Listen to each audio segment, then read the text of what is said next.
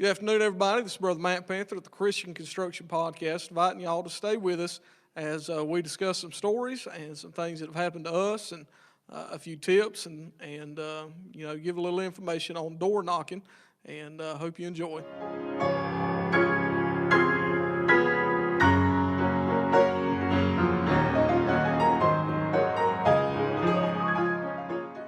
All righty. Well, it's good to be back after my little hiatus the past couple of weeks. Yeah, I know you left us. I know you left you high and dry. How you doing, Brother Mike? I'm doing well. I'm glad you're back. How was No offense to Keith. I thought he'd done very well. He did I thought he was good. going to kick one of us out. He did good. I you mean, phenomenal? he's only half the man you are. This is true. Literally. He's probably only half the man I am too. He might be a third. I of the know man. he's half the man I am. Only via size is what we're talking about here. How was But he has a big heart. How was the mountains? They still there? Very good. They hadn't left. Yeah. Oh, well, yeah. I feel like they would have stayed another week. I mean, Yeah. if I hadn't They'll come probably back. be back if you go back next week. They'll probably still be Oh, I there. thought you meant my wife and kids. Are they still there? Oh, well, I hope they're still with you, bro. They're with me, yeah. That would be good. I thought you were saying, well, are they still up in the mountains? No, They would are the stay. mountains still there? Yeah, the mountains are still there. Well, that's good. But if they were to fall, they Uh-oh. would crumble. I feel And sorry. the oceans were to dry. Yeah. Brother Micah, give us that good song. Yeah, I'm doing good. Had a great time. And, Mr. Gapes, I'm doing great. How we doing I'm today? doing great. I'm doing Praise the great. Lord. we're doing a little door knocking, soul winning visitation today. Yeah. I had a good time. Got at the time of this recording, tomorrow will be our friend day here at the church. So, if you ain't got nowhere to go, well, I guess too it'll late. be a little late. If you ain't got nowhere to come this coming Sunday, we'll have a little belated friend day for you. We knocked on about 1,000 doors today. yeah, about right at 1,000 today. Had a good turnout. Good group. And speaking of dates, a week from today, we'll be doing the rehearsal. This is correct. Matt's wedding. That is right. Yeah. So, of course, we'll record another episode between now and then, and that way, even when you're not here, you'll be Here, on the spirit. podcast. You'll be You know here. what preacher says about people that are here in spirit? You're not here at all.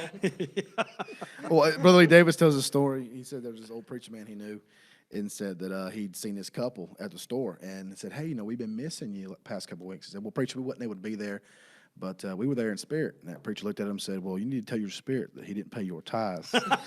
And I thought that was hilarious. That's something Brother Davis would say. It's funny, people that don't come to church, they're here in spirit. They don't never get the preacher that's a part of their lives in spirit to do the funerals True. or the weddings. True. And to come pray with them at the hospital and stuff. They want the real person to come in. Real thing. It's funny how that's a one-way street, right? Oh, yeah. Sure.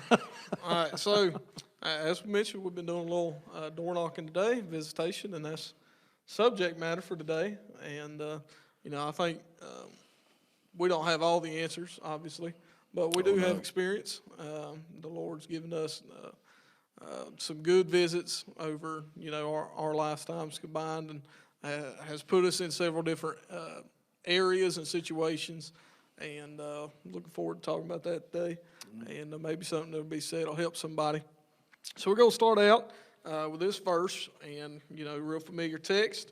And actually, I'm pretty sure it's the sort of main verse for one of our sponsors, local church. That's right.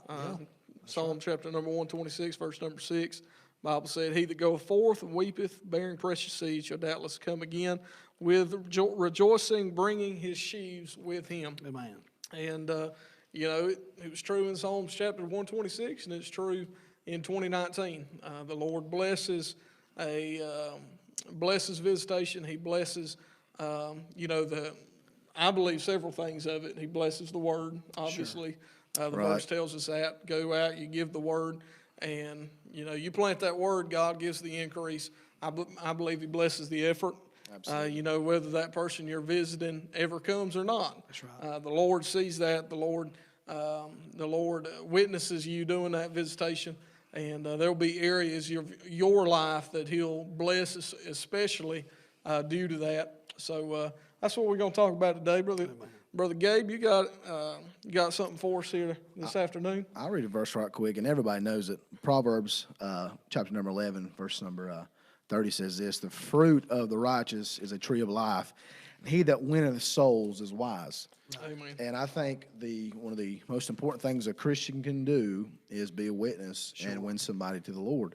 And that's I've heard people say that's the only thing you can take to heaven with you is those that you've led to the Lord and get people getting saved. And I would say one thing about soul winning: there's not a lot of people who do it because it's one of the hardest things to do that your flesh doesn't want to do.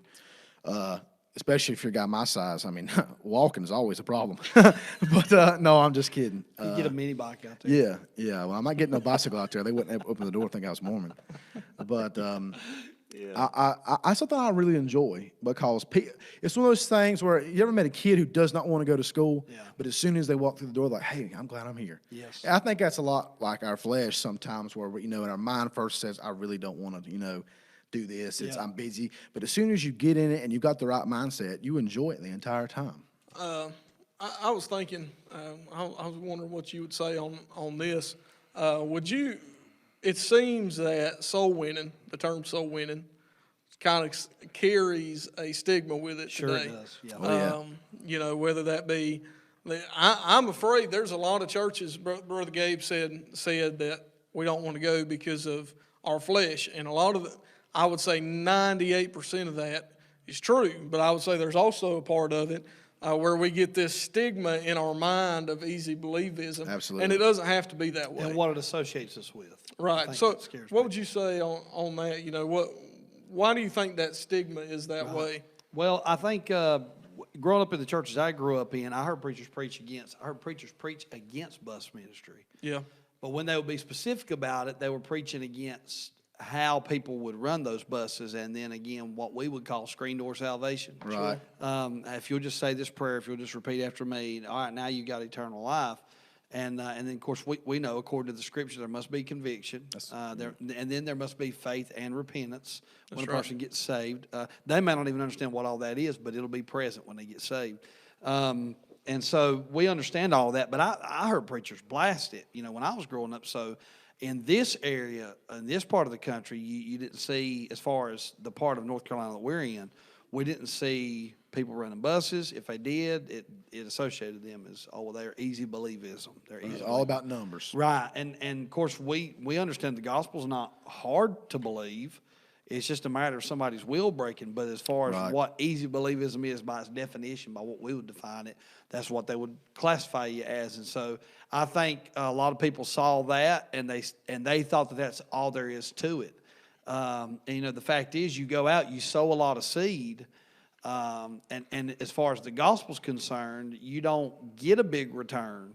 Yeah. Not the way you would when you're sowing a garden, It's God's business, in other words. I think it's just up to us to sow it and then let Him give the increase. So it's fresh on my mind. As we said, we were on visitation this morning, and I told you before we started, and it's fresh on my mind, so I'll tell y'all, we can get the crowd praying for him. I was visiting today, and when we went out today, we were visiting for our Bring a Friend Sunday. Sure. And that was our goal. That was our main focus, was getting a crowd here to sit under preaching tomorrow at the church. But the Lord does give you liberty if you'll sense. You always got to leave an ear open to the Lord, and He will give you instances and liberty. Well, I was at a door today, a young man named EJ, and I had two other guys with me, and we began to talk to him. And I started out that way. We're from Love Valley Baptist Church, and, I want to invite you to our friend day. And, that's just where the conversation was going. Well, it turned to, I told him, I said, if you come to church, I actually told him, I said, if you ain't got a ride to church, I said, call this number on here and tell them you need Matt Panther to come pick you up in the morning. I said, I'll bring you a biscuit and a sweet tea. I said, I'll get you to church. He smiled and laughed. Before I left, I said, well, let me ask you if you ever been born again. And he said, well, I'm not sure what that means. I said, well, have you ever heard the term, have you ever been saved? And he said, oh, I know what you're talking about. And we talked about it, and I presented the gospel to him, explained what sin was, and, he admitted that he was a sinner, and he told me that he had never been saved. But I got to a moment where, and this is what I'm getting at here, I got to a moment where I could have pulled a profession. Yeah, right. You could Very you could have made it work. If you ask them this question, you want to go to heaven or hell? nobody in this world Right. is going to say, I want to go to hell. Right. So you can ask them questions, you want to go to heaven or hell? They're going to say, well, I want to go to heaven. Well, let me show you how. Repeat after me, Yeah. do this. You can pull that profession. But I knew that the Lord had planted a seed there. Sure. I knew he had. The Lord gave me opportunity to witness to him, give him the gospel, and his interest was piqued. You could sense it. If you've done any amount of visitation, you can sense when somebody's in taking it. Yes, sir. And Absolutely. I knew he had, so I told him, I gave him two options. I said, these two chairs sitting on your porch. I said, we can sit down. I can walk you through the scripture, and I can show you how to be saved today. I said, or I can leave. I said, I want you to read through this tract. I said, I ain't going to force nothing upon you. I said, it's your decision. And, I believe, I'm afraid that's where that stigma's come from. He ended up telling me, he said, I'm going to come to church tomorrow. I'll read this. And for me to have tried to pull that out of him would have been to call God a liar. Sure. Because God never told us to do that. Right. He commanded that we plant the seed. Right. He commanded that we give the gospel. He commanded that we go. Persuade, And do what we can in persuading man and let him do the rest. And you got to leave it in the Lord's hands. That's right. And I tell the whole story for that reason. Pray for a boy named EJ, because he does have the gospel. And I believe, as it said, I almost persuaded. I believe he probably is, and we're going to let the Lord do the rest. Amen. So I'm afraid that stigma has been brought in, but what that causes us to do is just to refrain from it 100%. Sure. Yeah. Anything in life, anything in ministry, there's a right way and a wrong way to do it. And Brother Michael, I know he's got a text here that he was wanting to talk about. So Okay. why don't you get in that, brother? Matthew chapter 9, verse 35, Bible says, and Jesus went about all the cities and villages, teaching in their synagogues, preaching the gospel of the kingdom, and healing every sickness and every disease among the people. But when he saw the multitudes, he was moved with compassion on them, because they fainted and were scattered abroad as sheep having no shepherd. Then saith he unto his disciples, the harvest truly is plenteous, but the laborers are few. Pray ye therefore the Lord of the harvest, that he will send forth laborers into his harvest. Brother Stennett Blue had said this, we mentioned this on the podcast in the episode on that we did on Brother Blue's memory and memory of him. One of the things Brother Blue preached on one of the last times he was here, he talked about how Jesus only gave one prayer request, and that was that we would pray that the Lord would send forth laborers. And so that is a prayer request that Jesus gave for us, to pray that people would get involved, that God would be able to send them forth to be able to present the gospel, to go after people. And so the problem oftentimes is not that, why aren't we seeing people get saved? Why aren't we seeing people get saved? Well, the reason we're not seeing people get saved is because we're not having enough people go. Right. Sure. You're gonna reap a little bit because you're only sowing a little bit. And you're going to reap a lot only when you have sown a lot. Now, we Right, understand right. that the law of sowing and reaping, you're not going to reap anything if you don't sow something. That's true. So we were talking about this today. We went out and knocked on over 1,000 doors. We had about 40 groups of people. If one person or family or somebody behind a door, behind one door in each group comes, that is 40 first-time visitors or first-time visiting families that will come. 1,000 plus. But it takes, out of 1,000 doors, it took a large number of people and a large group and a large area that we canvassed to be able to do that. And so, again, one of the reasons people don't want to do it is because, well, it don't yield a big return. It don't yield a Right. big return if you don't get out there and do it. It don't yield any return if you don't get out there and do it. But if we'll get out and sow a bunch of seed, we'd be surprised what we will see.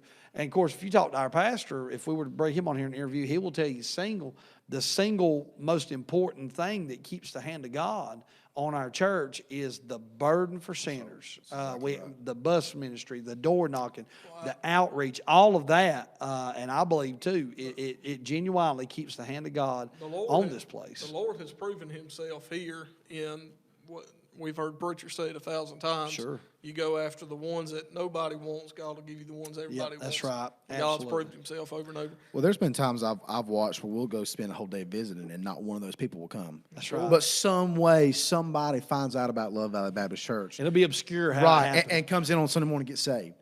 And it's just one of those things where you watch God be faithful because right. you were faithful. It might not be in the way that you think it is, and you might not even be paying attention because our ways are not the way of God. You know, we don't think like He thinks, and we don't Right. see what He's doing. That's right. So there's times where we might not even be paying attention that God let this happen because we were faithful in a certain area. Well, and I think about, too, when you talk about, people going out or because they don't see results a certain way, God didn't call us to be successful. He calls us to be faithful. He didn't call us to be effective. He calls us to be faithful. And so if we'll be faithful and do the best we can and give it all we got in the areas where we're serving the Lord at, then I believe God will add His blessing. If He don't, He's still God, and it's still right for us to do it. Right. But I do believe that God will Amen. bless it if we'll do our part. Amen.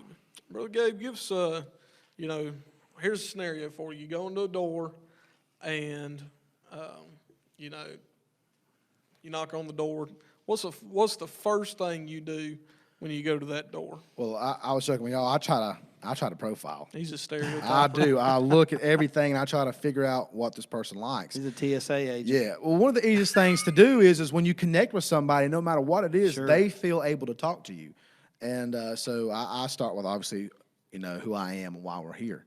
I'm here. And today, generally it's, hey, well, I'm from Love Valley Baptist Church. And then I try to invite them to the church. But today I talked about Friend Day and things like that. And I pretty much start and I'm always paying attention to how they react because I hate to say it, there's some people they got dinner table set with food and they're going to let you say 15 words and they're going to leave. So if you don't take that time and at least get the gospel in their hands, you might have just wasted your time. So the first thing I like to do is make sure they grab a hold of what I got to give them because most people, as long as you initially give them the gospel, they will at least take it with you. There's been times I've noticed where I've talked for a minute or two and they're not interested. They'll just turn me away. But I try to make sure the first thing I do is introduce who I am, where I'm from, and try to give them the gospel. In hand. Well, I know for myself, a lot of times when I'm going to a door, what I'm doing as I'm approaching the door is looking for things that I can talk about. If you pay attention, they'll have a flag. In North Carolina, there's a lot of UNC stuff. Yeah. Might be some Duke stuff. Well, if you were in All New right. Jersey, there'll be Duke stuff. So You got a lot of. So if I'm walking to the door, I'm a huge Carolina basketball fan. Walking to the door, I see something Carolina. If I see that conversation ain't going nowhere, I'll bring it up. I like your sign out here, like your flag out here. I think we're gonna have a good year. And you'll get them to talking about Absolutely. that, and it won't be real long. They'll get comfortable, and you'll be able to present the gospel. You'll be able to give them something, just give them their literature or whatever. You'll be able to get in, if that makes sense, with what you're trying to do. there's something to be said for if you can get on somebody's level and, Sure. and when you notice whether it's a boat in the driveway or a car or something about their Yeah. flower bed or they've got a garden or whatever, if you can find common ground with them, Right. the old saying kicks in. People don't care how much you know, they know how much Well, you care. yeah. If they feel like you've got common ground, they feel like, oh, this person, they care about this or something. They're not just here, for whatever reason. They do feel like they've made a connection with you, and I think it makes it easier to Well, talk. sometimes you walk up there with a shirt and tie, and they go, this guy's a fuddy-duddy, Who's this Jehovah's guy? Witness. Yeah. More. And they see you as such a stiff They don't see you as a weirdo. person. Right. They many don't times. see They don't me see on- you as just a yeah. human. working They out see in you the as a yard. salesman, really. Right. I mean, honestly, they do. And they're wondering, can I trust this person? Yeah. And when they see the humanity in you, that you're nothing different than them, and try to be on their level, and I always, it's That kind makes of, them feel comfortable. Right. And I always end it with this, and it's kind of a play on words, but it's true. We've got red carpet up there. That's red, right? I'm colorblind, but I believe it's red up there. It right? is, yes. Well, I always say we'll pull the red. Burgundy. I always say we'll pull the red carpet out for you if you come. I couldn't tell if that was a rhetorical question or if he was really asking. I know. I thought it was red. I've always told them, I'll say, if you come, we'll pull the red carpet out for you. Yeah. Oh man, listen to that. Oh Lord. So I can't. Well, I guess we'll talk about me getting tongue tied here in a few minutes. Oh, yes. We got plenty of stories on that, brother. So Yes, sir. I believe that it's important to go over, and I want to get your thoughts on this. Myself and Brother Gabe, we've done a good bit of visitation, Yeah. but probably not quite as much as you. Because I'm old, I know. You're an old man. Yeah. Lost your hair and I everything. You're coming up on 40 next year, aren't you? I'll be 38 next year. Oh, I thought you was 38 now. 38 years old next year. 37. I'll be 37 and a half. But anyways, we'll get off of that before we dig too deep. What is some tips and things that you do when it comes to the courtesy side of it? Because I do believe ain't nobody going to come to your church. Don't walk on the grass. Don't walk on the grass.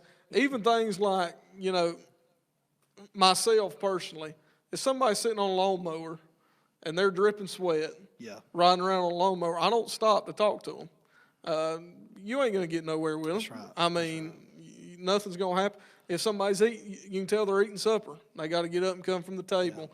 They come, they're eating supper with their family. What are some things that you do that, could help us out when it comes to that? Most of the time you're knocking on doors in the neighborhood, so as you're walking door to door, I try not to walk on their grass. Yeah. People are particular about that. I think it shows them that you respect their property. Sure. And then when I go up to a door, unless the front door is blocked, even if the side door looks more convenient, I always knock on the front door. Right. And then as far as when they, I knock on the door, I hardly ever use the doorbell. And the reason for that is I've had small children and babies and been a third shift worker. And so if you disturb any of that, and I know we could spiritualize this, but if you disturb any of that, you're probably not going to win them over in that moment. You're going to frustrate them, make them mad or angry. So I honestly, I never use a doorbell. I knock on the door. Some people use a doorbell. I'm not faulting them. I'm just saying what I do. And I don't use a doorbell. I knock on the door. I don't, my wife beats on the door, but that's because she's a sweet little old young lady. If I beat on the door, they're going to think it's the police when they come and see this 6'4" guy standing there. So I knock on the door, and then when they answer the door, what you just mentioned, I try to notice right away, are they busy? Are they on the phone? Are the kids crying? Are they fixing supper? And I will make a quick plea with them that, hey, I don't want to bother you. Would you just take this literature and take time to read this sometime? And I hope you have a great evening with your family, if it's in the evening or day or whatever. And then as I'm talking to them, I try to be mindful of not eating up their time, even if they're willing to talk. Right. And basically what Gabe said, I make inviting them to church a priority. I find common ground with them. And then, like you had mentioned, if the Lord opens the door to go further into that conversation, you can tell that they're really interested. Then I begin to talk to them about it. And one of the things I do, even if that door doesn't open, but they're friendly enough to let me talk to them, I'll open the track and I'll just tell them, I'll say, look, if you never come to Love Valley, that's not my greatest priority. If you never come to our church, it's not as important as what you will read inside of this track. And I'll open the track and show them, I don't know where you stand at with God, but this is the most important decision you'll ever make in your life. This is eternal life, eternal death. And so please take time to read this and consider and really let the Lord work in your heart. And I'll do it that way. And then as I'm friendly, respectful, and I always try to be very courteous and let them know how thankful I am that they would take time to let me talk to them. Because our preacher says it like this, King's Mountain don't owe us nothing. Yeah. Oftentimes we feel like, well, we're children of the King, and we are. But they don't know that, and honestly, they don't care. Right. They really don't care that we're God's children. And so in that regard, we want them to know that God loves them and that God has a plan for their life and that we care about them. And you just don't ever know how that reputation, how far that will go. Now I run into people who meet our people as they knock on doors who say stuff like, somebody from your church, they were the nicest people and they were so friendly. And another thing I like to mention to all of our door knockers is, if the gospel is offensive, nothing you can do about that, but don't let the way we present it. Don't let the way we present the gospel be offensive. And I think those are just some, as far as courtesy, those are some tips, some things to remember. You can be a jerk and give out truth all day long and you'll still be a jerk and turn people off, or you can do it the right way and have a good, sweet spirit, and people will be attracted to that, I think. Sure. I'd say one of the hardest things today that we face knocking on doors is everybody somewhere or another is affiliated, quote unquote, with the church. Sure, yeah. Whether it's I go to the such and such church down the road, or I go to that one up there on the road on the corner. They can't remember and the they name. don't know nothing about it. Don't know the preacher. And you have to be somewhat respectful of saying, I know you're lying, but I'm going to believe you, and being able to still give them the truth and still invite them. I think that's a hard thing to do nowadays. That's one of the you face a lot. Oh, yeah. I think another thing, too, is when you talk about, well, you just mentioned it, when you're talking to somebody and you can tell, you kind of feel like they've got a place and they're not really interested in coming to your church. Again, that's where I think it's important to put the focus on the gospel more than it is whether or not you can ever get them to come to church. And I think that's where people get discouraged. Well, we go out and knock on doors, but nobody ever comes to church. It's not about, and as much as we want them to come to church, don't misunderstand that. I'm a church man all the way. But if they ever get saved, they ever get born again, then they're going to get in church somewhere if they truly get saved. Absolutely. And if we're the ones out there knocking on doors and they get saved due to a tract that we gave them, there's a good chance they're going to end up here. Oh, yeah. That's right. Brother Gabe, I would say you and myself, being in the position we are at the church, probably do an 80-20 split, bus ministry and then church-wide visitation. Yeah.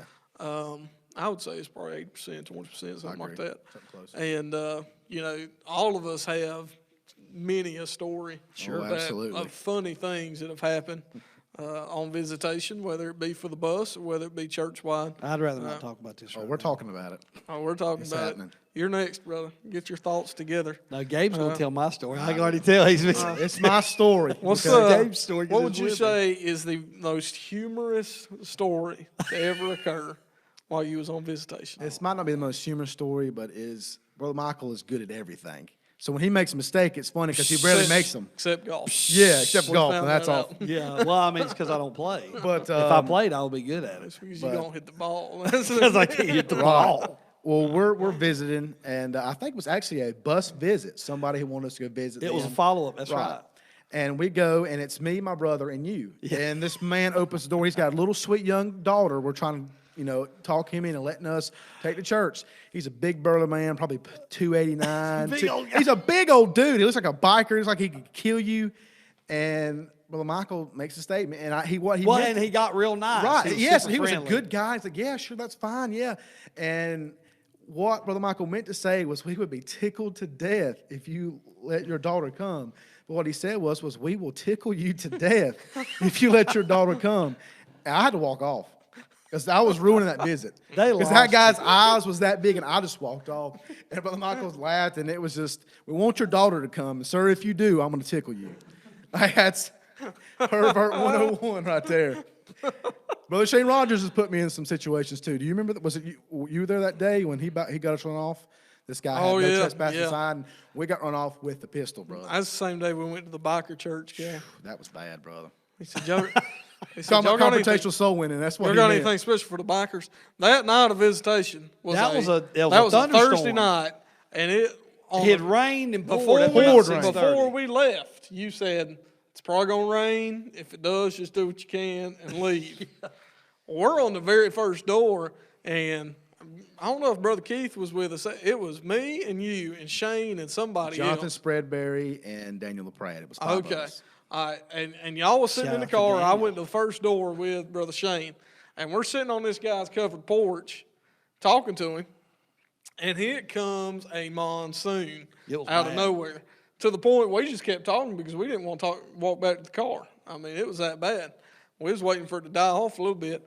We get back to the car, and, we're kind of expecting, all right, well, I guess we'll go on since it's pouring rain. There's three preachers in this for 2.5 hours. Brother Shane, he wasn't going home, brother. And Brother Shane was not going home. Which, shows some willpower, if that's what you want to call it. But, no, we love Brother Shane. He'll knock on some doors, though. He will knock on them doors. He is relentless. What story you got for us, brother? Well, I've got... Is it anything better than tickle? Well, mine's a little bit different than that. Is it going to tickle us to death? It may. No, it won't tickle you to death. It might discourage somebody. I don't know. You have all kind of things happen. We were in Vesper City one night, and the majority of our door knockers here at the church learned how to knock doors going out with us when they were teenagers. So I've always had teenagers when I'm knocking on doors. So we're out one night, and I had a group with me. My wife had a group with her, and there was a bunch of other ones, and we were scattered out in real close streets. But we were scattered out on these close streets. And so I'm knocking on the door, and the guy walks up to the door, and he gets right there at the door, and he's kind of staggering, and he looks at us, and then he just does like that. Well, I thought, well, he just don't, he don't want to talk or nothing. So I left a piece of literature on the door, walked down the road. We finished knocking. It was a little dead end. It was a dead end road there in town in Bedford City. On the way back, the guy's walking through the house carrying a pistol. Wow. And I mean, when you talk about running, son, we took off running. I've had people. I was out knocking on doors one time with it was again a bunch of us in a trailer park would split up, and I was with a lady and a girl that's fixing to be a teenager in our church, and we knock on this trailer door. Guy opens the door, and I said, "Hello, I'm Michael Lindsay from Love Valley Baptist Church. Would like to have." Boom, door shuts. I said, "Well, I guess he didn't want what we had." We turned around to walk off, and the little girl says, "Well, Brother Michael, you blew that one." And I thought, blew it? I didn't get a chance to say nothing. So we've had people come to the door. No clothes. I was trying to find yes. I was trying to find the right way to say yes, it. But let's be honest. I was going to say immodest. That would have been suffice, Brother Gabe. But you said no. They've been just pure tea naked to the door. I mean, Brother Jesse had that happen. Hide behind the door. I mean, all kind. I've heard domestic disputes behind the door, Absolutely. and that's not funny. But that's just the kind of stuff you've You had. run into. You have it happen, man. And then I've been attacked by dogs. Oh, yeah. We had a bus worker. I was with him. The dog come around the corner. He had one of them old wooden clipboards. When that dog come around the corner and it was off its chain, and it was a big dog. We all knew it. The dog's name was Bear. When that dog come around the corner, it jumped up. It jumped up. It looked like Cujo. It jumped up on the. It jumped up on the porch, and when it did, that bus worker took that clipboard, just went whack and hit that dog right between the eyes and killed it dead. Killed the dog. And the people come out and said, that dog's had it coming for years. I mean, they didn't even care. Wow. But I mean, that dog was fixing to eat us. Was going to eat him. I was further away, so if it would have had an appetite after it got through him, I guess I was going to get it too. And so you have all kind of stuff happen when you're out there knocking on doors. It's not for the faint of heart. Absolutely. What's funny is there's times when like you said, domestic disputes, and they will be going at it, and then you go, and like, hey, how are you doing? Yeah. Come inside. Let's sit down. Let's eat. Well, you want some sweet tea? Boy, it's good to have y'all. Or that is, and then you got be quiet, be quiet. And they look out the window and they see you, and then who is it? Yeah. And so then when they do that, I go, Love Valley Baptist Church. And they go, oh, we sorry, we'll come. And they'll open the door. Church folk. Church folks. And I think anyway. I think one of the I wouldn't say funny, but one of the wildest that I've had was, I know you was with me, all four of y'all might have been with us. And we was visiting on my bus route when I was north of Gastonia before the 100. And there was a shooting in the area we was at, and they shut all the roads down. Absolutely. They there was a cop on every single end of every road. And we could not leave. We had to wait until the cops. So we just kept knocking. So we just kept going door to door. We ended up probably doing another hour's worth of visitation because we couldn't leave anyway. Yeah. Might as well just wait it out. On the door. I've had some good ones where I've walked in and had me a good plate of barbecue, and especially in bus visitation where parents get to know you real good. Man, they'll have you lunch, brother. They know you care about them. I remember, I was doing regular visitation one day, and I rolled up on a kid's house, and his grandma was there. She said, oh, they're all down there at such and such church. They're having a fundraiser. I roll on down there, and they said, it's the preacher man. I pull up, they wash my car and give me a hot dog and a bag of chips, When you spend time with them, they love you. Yeah. That's right. All right, well, we're out of time, so we're going to have to wrap it up. But, you may not. Want to do a Bible giveaway? One more Bible to give away. Okay. Church. Yeah, we'll do a Bible giveaway probably how we want to do this. First next week. First next week. All right. So at the time of this, it will be, I guess, the 6th. Yeah. When this airs, September 6th. So the following Monday, we will do a Bible giveaway, and we'll come to you live that evening and announce the winner. So that'll be fun. Coming to you live from the Lindsay abode, maybe. Yeah, probably. That'll probably be it. But we should go to Gabe's house. Come on. You never invite us. I mean, you come. I have. He just you come to my house. My house is set up now. How about that? Been to your house. You got a hole there? Huh? There is no hole down. Woo! The hole's complete. Please don't tell that story. Lord. That will happen one day. That will. Brother Keith was there that night. Brother, keep seeing it Lord. firsthand, sir. We'll have to tell that story one So night. we'll go live and announce the winner. What do Yeah. they need to do?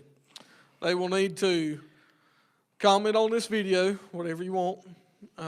Well, Send in $10. no, Hey, whatever you want. You can put whatever you want, but it's up to me to Yeah, hide that's it. true. There you So go. Put something nice so we can put post it. something sweet up there. Something And, sweet. then share this video, and then at that point you'll be entered in the drawing. If you have not gave us a review yet, also leave a review, and you'll get entered twice into the drawing. So that'll be good. Give us If you a got word, any everybody. thoughts or topics or subjects you'd like Yeah. for us to cover, send that in too. All righty. Well, until next time, as we said earlier, we may not have everything right, but we hope something said today that would help you out, and I hope you enjoyed it. Until next time, this is the Christian Construction Podcast.